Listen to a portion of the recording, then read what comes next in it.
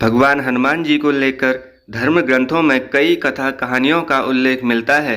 हनुमान जी की जन्म कथा और उनकी बाल लीलाओं से जुड़ी कथाएं तो आपने जरूर सुनी होगी। फिर चाहे वह खेल खेल में सूर्य को फल समझकर निगलना हो या ऋषि मुनियों को परेशान करने से जुड़ी कथा हो।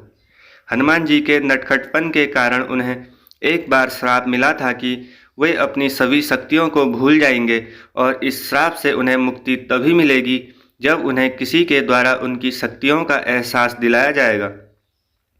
इससे संबंधित रामायण काल में एक प्रसंग है जिसमें सागर पार लंका में माता सीता का पता लगाने के लिए जामवंत हनुमान जी को उनकी शक्तियों का एहसास दिलाते हैं, जिससे पुनः हनुमान जी को अपनी शक्तियां याद आ जाती है और हनुमान जी की तरह ही उनकी माता अंजनी को भी नटखटपन और चंचलता के कारण ऋषियों द्वारा श्राप मिला था, जिस कारण वह देवलोक की अप्सरा पुंजिकास्थली से बानरी बन गई।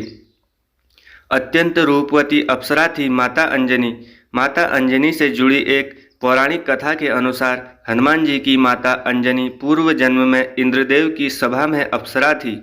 उनका नाम पुंजिकस्थला था। वह अत्यंत रूपवती थी, लेकिन उनका स्वभाव नटखट और चंचल था। एक बार उन्होंने अपने नटखटपन से भूलवश तप कर रहे एक ऋषि के तप में व्यवधान डाल दिया। कथा के अनुसार पुंजिकास्थली ने ऋषियों के ऊपर फल फेंक दिया था। इससे ऋषि की तपस्या भंग हो गई और वे क्रोधित हो गए। ऋषि ने पुंजिकस्थला को श्राप दिया कि जब उन्हें प्रेम होगा तब वह बानरी बन जाएगी। पुंजिकस्थला ने ऋषि से अपनी भूल की क्षमा मांगी, जिससे ऋषि का हृदय पिघल गया।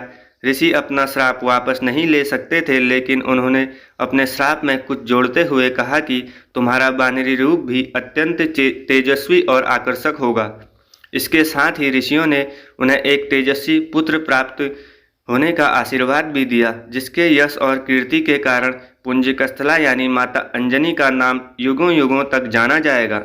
ऋषि के श्राप के कारण ही अंजनी को वानरराज केसरी से प्रेम हुआ और ऋषि के आशीर्वाद से ही उन्हें शिवजी के अंश के रूप में वीर हनुमान जी जैसे पुत्र रत्न की प्राप्ति हुई। माता अंजनी के बानरी बनने से जुड़ी एक अन्य पौराणिक कथा के अनुसार हनुमान जी की माता अंजनी पूर्व जन्म में देवलोक की अप्सरा थी। उनका नाम पुंजिकस्थली था। एक बार ऋषि दुर्वासा किसी कार्य से इंद्र की सभा में गए थे।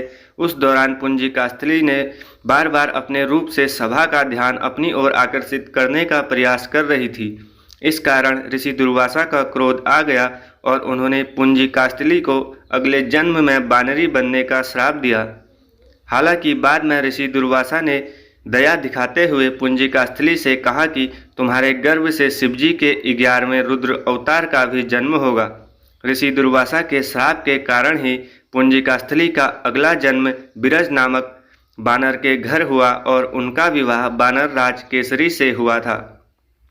मित्रों, आपको ये कहानी कैसी लगी? अच्छी लगी तो वीडियो को एक लाइक कर दीजिए और चैनल से जुड़ने के लिए चैनल को सब्सक्राइब कर लीजिए। धन्यवाद।